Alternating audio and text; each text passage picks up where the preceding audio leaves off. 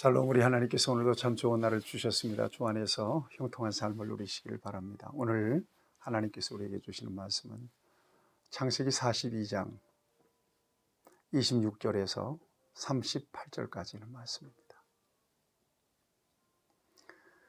오늘 우리를 향하신 하나님의 섭리를 이해하면 우리가 다소간의 어려움이 있어도 이겨낼 수가 있습니다.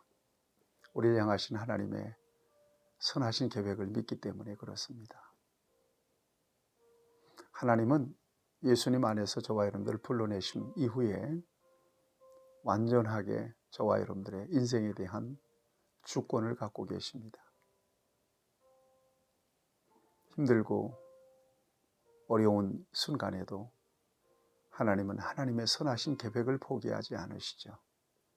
그래서 궁극적으로 승리하게 하실 거고요. 궁극적으로 복을 받게 하실 거고요.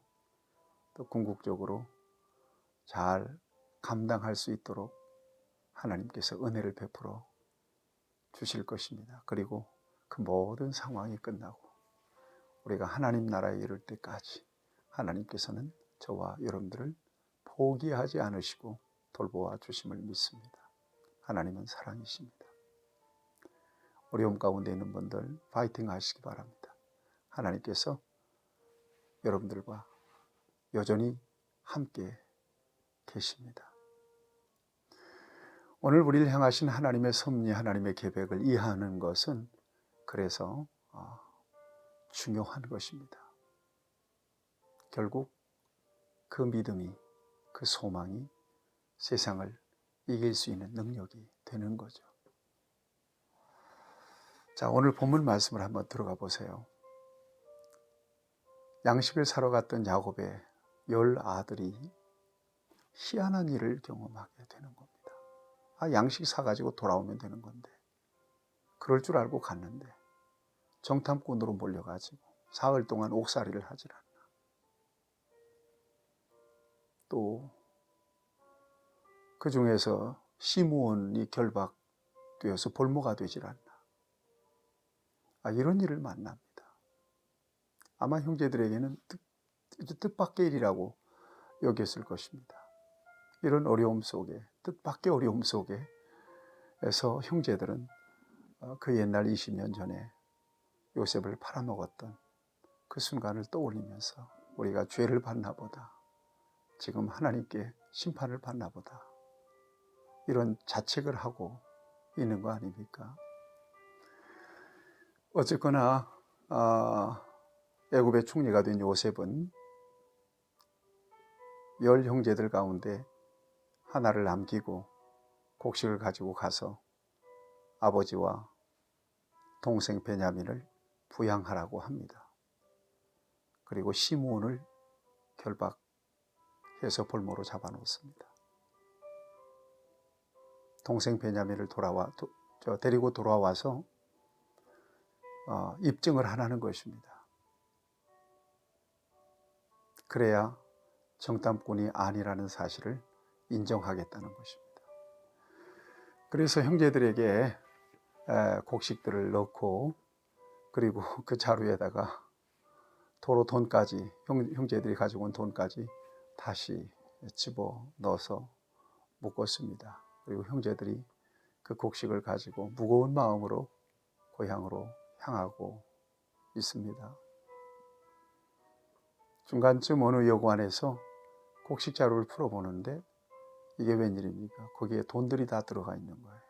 그래서 형제들이 얼마나 놀라는지 몰라요. 이게 엎친 데 겹친 격으로 이제는 도둑놈으로 몰리게 생겼다. 그래가지고는 얼마나 두려워했는지 여러분 오늘 본문 말씀 28절 말씀을 보세요. 그가 그의 형제들에게 말하되 내 돈을 도로 넣었도다. 보라, 자루 속에 있도다. 이에 그들이 혼이 나서 서로 떨며 서로 돌아보며 말하되 하나님이 어찌하여 이런 일을 우리에게 행하셨는가 하고 겁나는 일이 생긴 겁니다. 이젠 도둑으로 까지 몰리게 생긴 겁니다. 어쨌든 근심하는 마음으로 고향까지 돌아와서 야곱에게 그 모든 정황을 다 이야기합니다. 그리고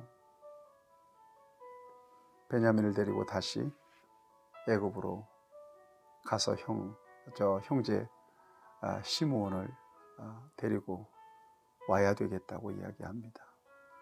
이때에 아버지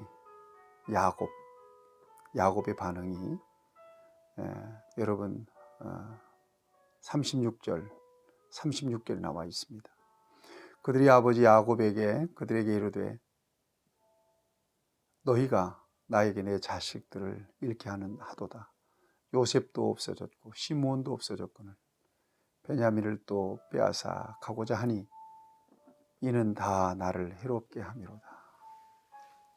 요셉도 없어졌고 시므온도 결박됐다고 그러고 이제 베냐민마저 데리고 가려고 하니 야곱은 죽을 맛입니다. 노년에 정말 이런 고통이 없습니다. 그러자 장자 루벤이 나섭니다. 아버지 걱정하지 마세요. 내가 반드시 동생 베냐민을 데리고 왔다가 잘 데리고 오겠습니다.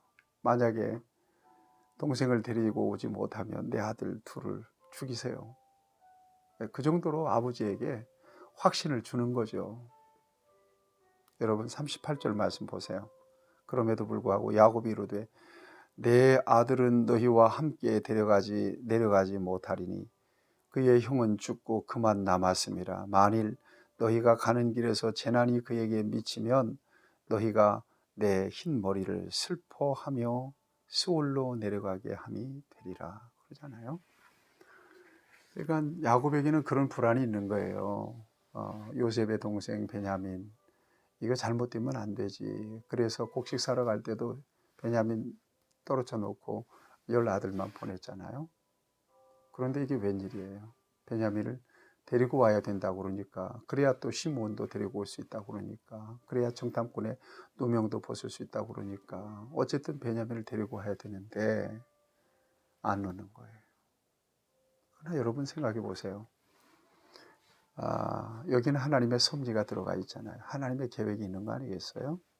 지금 하나님의 섭리 가운데서 지금 소위 하나님의 구원의 역사를 지금 이렇게 풀어가고 계시는데 지금 야곱의 형제들도 모르고 야곱도 지금 깜깜하니까 모르니까 벌어진 일들로 인하여 이렇게 불안하고 있는 거거든요. 만약에 하나님의 그 원대하신 구원의 섭리를 그들이 이해했다면 이렇게 불안하지 않았을 거 아니겠습니까? 여러분 섭리를 이해하고 또 이해하지 못하는 것, 하나님의 뜻을 이해하고 이해하지 못하는 것에는 이런 차이가 있습니다. 앞에서 말씀드렸어요. 저와 여러분들을 향하신 하나님의 계획은 선하세요. 오늘 우리의 삶의 자리에서 하나님의 계획을 이해한다면, 하나님의 선하신 뜻을 받아들일 수 있다면 오늘 우리가 겪고 있는 여러 가지 어려움들, 또 고난의 문제, 이 문제들을 그 섭리 안에서, 믿음 안에서 이렇게 감당해낼 수 있을 거라고 믿는 것입니다. 사랑하는 여러분, 하나님께서 매 순간순간마다 의미 없는 일은 없고 우연히 되는 일은 없기 때문에 오늘 우리의 삶의 자리가 정말 힘들고 어렵든지 아니면 넉넉하고 여유롭든지 하나님의 뜻 가운데서, 계획 가운데서 저와 여러분들이 지금 있는 거예요. 이것만은 잊지 마셔야 될 것입니다. 그리고 하나님은 선하세요. 선하신 계획을 이루어 가시기 위하여 지금 하나님이 일하시고 계시죠. 이걸 놓치면 우리는 낙심하고 절망할 수밖에 없어요. 현상을 바라보고. 이것을 기억하시면서 여러분 힘을 내십시오. 왜 이런 일들이 일어났을까? 왜 나에게 이런 어려움이 닥쳤을까? 한탄하고 이렇게 낙심하기보다 우리는 지금 이해할 수 없지만 감춰져 있는 하나님의 비밀하신 축복이, 또 하나님의 비밀하신 선하신 계획이 이 일을 통해서 이루어지게 될 것이라고 하는 믿음으로 하나님을 신뢰할 때 저와 여러분들은 그 일을 통하여 오히려 하나님 앞에 감사하게 될 것입니다. 이런 하나님의 뜻을 이해하는 성숙한 믿음이 저와 여러분에게 필요합니다. 오늘도 하나님께서 이 은혜 가운데 승리하는 삶으로 저와 여러분들을 이끌어 주시기를 주님의 이름으로 축복합니다. 하나님 아버지, 우리를 향하신 하나님의 계획을 이해하고 예수님 안에서 무슨 일을 만나든지 하나님의 선하신 뜻을 이루시옵소서 감사하는 마음으로 우리 하나님을 높여드리고 낙심하지 않는 하나님의 자녀로 살게 하여 주시옵소서.